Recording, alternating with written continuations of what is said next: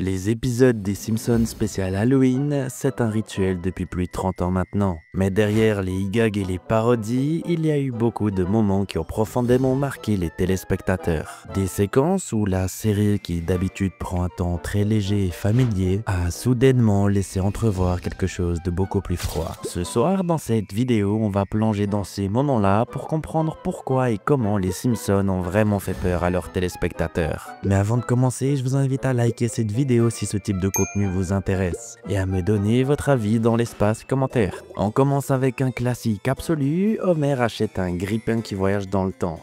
Ah ouais, ça peut paraître fou, mais il a bel et bien trouvé un grippin doté de cette capacité. Et forcément, ça part en vrille direct. Homer remonte au temps des dinosaures et écrase un moustique. Un seul, et quand il revient dans le présent, tout a changé. La première fois, c'est subtil, Flanders devient le maître du monde, mais Homer retourne en arrière. Il écrase d'autres trucs, et là, ça devient vraiment flippant. À un moment, toute la famille se transforme en créatures dégueulasses, avec des langues qui pendouillent et des yeux qui sortent des orbites. Et Homer, lui, au lieu de flipper et de réessayer, il dit juste... c'est presque ça.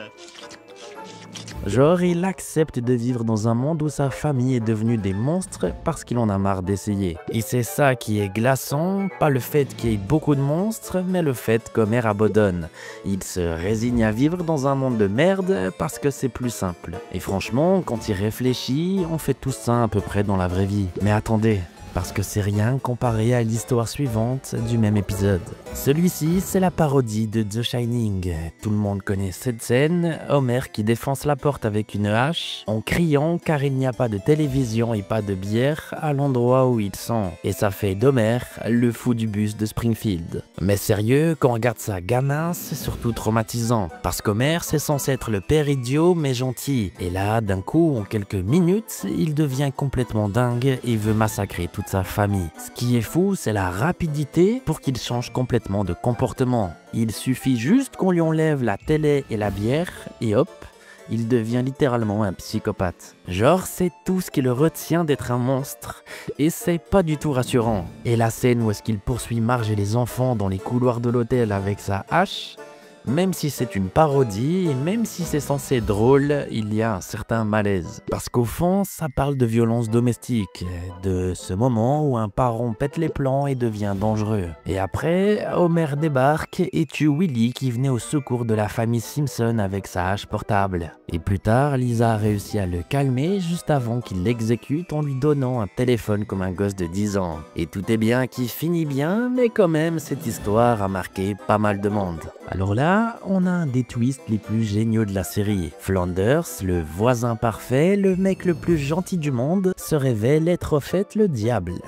Genre littéralement Satan lui-même. Homer vend son âme contre un donut, ouais, un simple donut. Et Flanders débarque avec ses cornes et sa fourche pour récupérer son dû. Ça va jusqu'à un procès, et le procès aux enfers est assez ouf. On voit plein de gens célèbres torturés et il y a des flammes de partout. Et Homer est complètement foutu. Mais Marge débarque avec une photo de leur mariage où Homer a écrit « Chère Marge, tu as mon âme pour toujours ». Et boum, il est sauvé et Flanders perd le procès. C'est à la fois touchant et flippant, touchant surtout parce que Marge le sauve avec l'amour, et flippant parce que ça veut dire qu'Homer était vraiment prêt à finir en enfer pour un donut. Il n'a aucune limite cet homme. Mais bon, à la fin, le diable lui colle quand même une tête de donuts pour l'emmerder, donc Homer passe le reste de sa vie en essayant de se bouffer. Celui-là, il est bizarre mais brillant. Les mascottes publicitaires prennent vie et commencent à détruire Springfield. Le bonhomme Michelin, des personnages de céréales et tout ce qui est normalement mignon devient une menace. Et là, Lisa a une idée de génie. Si on arrête de les regarder, ils vont forcément disparaître. Parce qu'ils existent que grâce à notre attention. Donc toute la ville détourne le regard pendant que ces mascottes géantes ravagent tout. Et pouf, elles disparaissent. C'est une critique ultra directe de la pub à la consommation. Genre on nous vend des images, on nous bombarde de logos et tout ça existe que parce qu'on y fait attention. Si on les ignore, ça n'a plus aucun pouvoir. Mais en même temps, c'est flippant comme concept. Parce que ça veut dire qu'on a le pouvoir de faire disparaître des trucs juste en les ignorant. On le fait tout le temps dans la vraie vie. On ignore les problèmes, on détourne le regard des trucs qui nous dérangent et on fait comme si ça n'existait pas. Sauf que dans la vraie vie, ignorer les problèmes les fait pas disparaître. Ils restent là, dans l'ombre, à nous attendre. Bon, cette histoire c'est du lourd. Bart a des pouvoirs télépathiques et il contrôle toute la ville. Si quelqu'un ose lui déplaire, il l'envoie dans une dimension flippante. Et tout le monde doit lui sourire et l'applaudir pour tout ce qu'il fait. Sinon, c'est la punition. Homer doit sourire en permanence, Marge doit dire que tout est merveilleux et Lisa doit se taire. Tout le monde vit dans la terreur constante de contrarier Bart. C'est une parodie d'un épisode culte de la 4e dimension, mais c'est aussi une vraie réflexion sur le pouvoir. Bart, c'est surtout un gamin de 10 ans. Il n'a aucune maturité, aucun sens des responsabilités et il a surtout un pouvoir absolu. Résultat, il fait n'importe quoi. Il fait tout ce qu'il veut et transforme des gens en objets juste pour s'amuser. Il crée des monstres et détruit des vies sans même y réfléchir. Pas parce qu'il est forcément mauvais, mais juste parce qu'il s'ennuie. Et la famille ne peut rien faire. Ils doivent tout accepter et tout subir, en souriant. C'est le principe même d'une dictature. Mais version gamin capricieux. Et honnêtement, c'est peut-être encore plus flippant qu'un vrai dictateur. Parce qu'il n'y a aucune logique dans tout ce qu'il fait et aucune prévisibilité. À la fin, Bart finit par se calmer un tout petit peu, mais le message est clair. Le pouvoir absolu, même entre les mains d'un enfant, c'est très dangereux. Surtout entre les mains d'un enfant qui s'appelle Bart.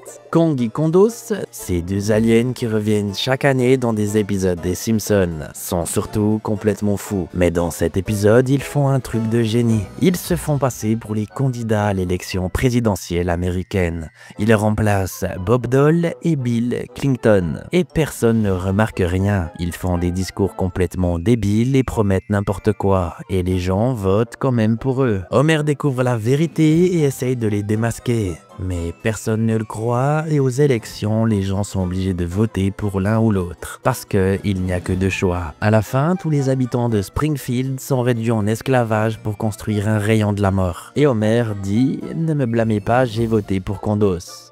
Papa, moi, j'avais voté pour Kondos, moi. Cette histoire, quand tu la regardes gamin, c'est drôle.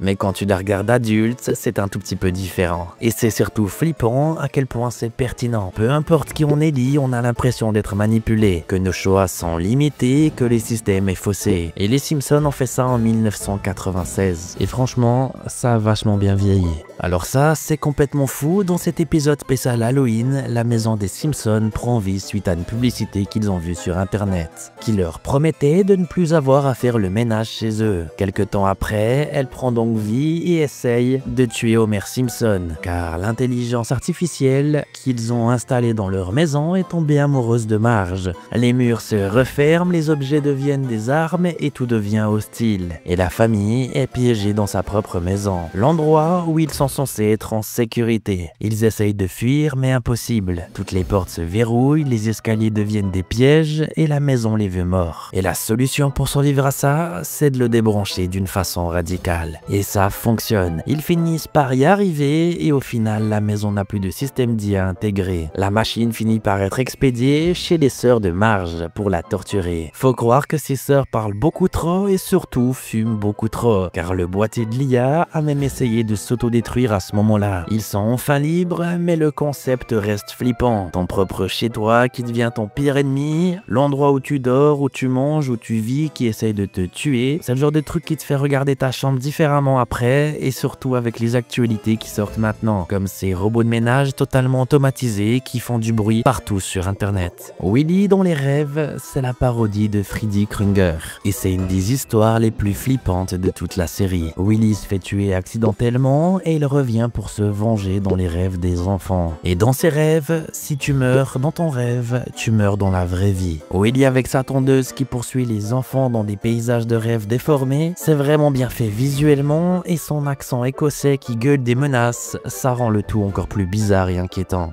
Bart essaye de se réveiller, mais il n'y arrive pas. Et Lisa essaye de le combattre dans le rêve, mais elle n'a aucun pouvoir. Ils sont complètement impuissants. Et ce qui est intéressant, c'est que Willy est devenu ça parce que personne ne l'a jamais respecté. Et dans la mort, il décide de se venger. Donc c'est pas du tout un monstre random, c'est surtout quelqu'un qui a été maltraité et qui pète un câble. D'ailleurs, dans cette séquence, on nous explique pourquoi il est devenu comme ça.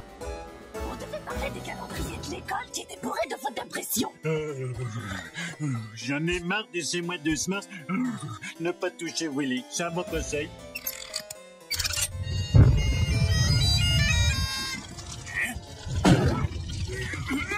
Dans le budget, toujours 12 $ pour une poignée de porc. Application des extincteurs. Les pompiers offrent gracieusement ce service. Non.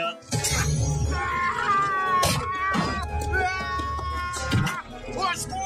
Au secours, aidez-moi! Oui, je vous en prie, monsieur Van Houten a la parole. Mais moi, j'aimerais qu'on connaisse à l'avance les menus à la cafétéria. Ça permettrait aux parents de prévoir les leurs. Ça me plaît pas beaucoup que Milouz mange des spaghettis 2 fois par jour.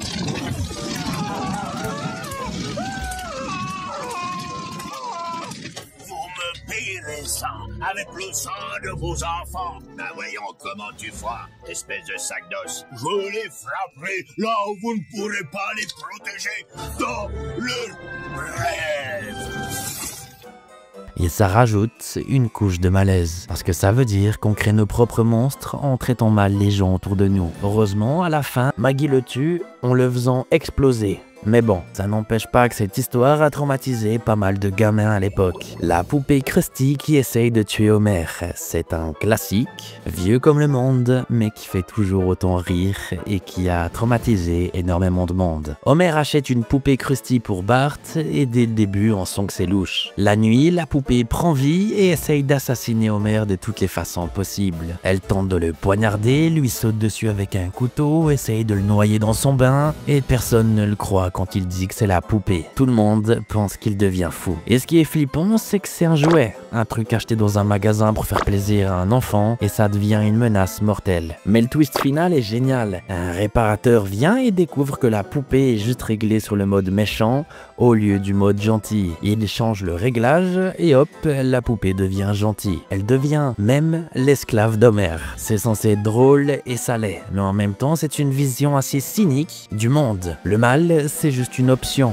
un réglage, et ceci peut être activé ou désactivé aussi facilement qu'un bouton. La poupée était pas mauvaise par nature, elle était juste mal configurée. Et ça, c'est presque plus flippant que s'il était vraiment possédé. Bon, celui-là, il est hardcore. L'école est surpeuplée, la salle de retenue déborde de gamins punis, et en même temps, la cafétéria sert de la viande dégueulasse de catégorie F. Et là, Skinner a une idée de génie. Pourquoi ne pas régler les 2 problèmes en même temps? Il commence à cuisiner les élèves en retenue, littéralement. Jimbo est le premier. Il se fait transformer en Sloppy Jimbo. Genre des burgers à base de Jimbo. Et personne ne capte rien au début. Les élèves disparaissent un par un, envoyés en retenue pour tout et pour rien. Et au fait, ils finissent dans l'assiette des autres. Bart et Lisa finissent par comprendre ce qu'il se passe et tous les profs sont devenus cannibales. Skinner, Lunchadi, Doris, tous. Ils envoient les gosses en retenue pour tout et n'importe quoi juste pour avoir de la viande fraîche. Et ce qui est glaçant, c'est que les parents voient rien. Leurs enfants disparaissent un par un et ils ne réagissent même pas. Marge dit juste à Bart et Lisa de ne pas s'inquiéter quand il lui explique. Sur la fin, Bart, Lisa ainsi que Milouz essayent de s'échapper de l'école mais les profs les poursuivent. Willy tente de les sauver mais Skinner lui plante une hache dans le dos. C'est la 3e fois qu'il se fait tuer dans l'épisode, le pauvre. Il se retrouve coincé au-dessus d'un énorme mixeur géant. Skinner le règle sur très rapide et les pousse vers le bord. Bart dit pas de souci, quelque chose vient toujours nous sauver. Et là, Milouz tombe direct dans le mixeur et se fait déchiqueter. Bart change son discours, quelque chose va sauver les 2 enfants Simpson, mais non. Bart et Lisa tombent eux aussi dans le mixeur. Et là, Bart se réveille en hurlant et c'était juste un cauchemar. Marge le rassure, mais ensuite toute la famille est transformée. Cette histoire, elle est ultra dark. Des profs qui bouffent leurs élèves, des gosses qui se font mixer et des parents complètement aveugles. C'est l'un des trucs les plus gore que les Simpsons aient jamais fait. Alors voilà. On a fait le tour des moments les plus traumatisants des épisodes d'Halloween des Simpsons et franchement, même en les revoyant aujourd'hui, ils ont toujours un impact. Peut-être pas le même qu'avant, on les comprend différemment, on voit des trucs qu'on voyait pas gamin et des critiques sociales derrière. Mais le frisson est toujours là, cette sensation particulière qu'on avait devant la télévision le soir d'Halloween à regarder nos personnages préférés faire des trucs complètement barrés. Enfin bref, si vous avez aimé cette vidéo, n'hésitez pas à liker et à vous abonner avec la cloche activée pour ne rien rater des prochaines prochaine vidéo. Dites-moi en commentaire quel est l'épisode d'Halloween qui vous a le plus traumatisé. Moi, c'est clairement The Shining. Cette image d'Homer avec sa hache, je n'arrive pas à l'oublier. Si vous voulez d'autres vidéos sur les Simpsons, j'en ai plein sur la chaîne, alors n'hésitez pas à y faire un tour. En attendant, je vous dis à très bientôt pour la prochaine vidéo et profitez bien d'Halloween, que vous le passiez à Springfield ou ailleurs. Et surtout n'oubliez pas, 50 likes, je vous balance une partie de spécial Halloween. A plus.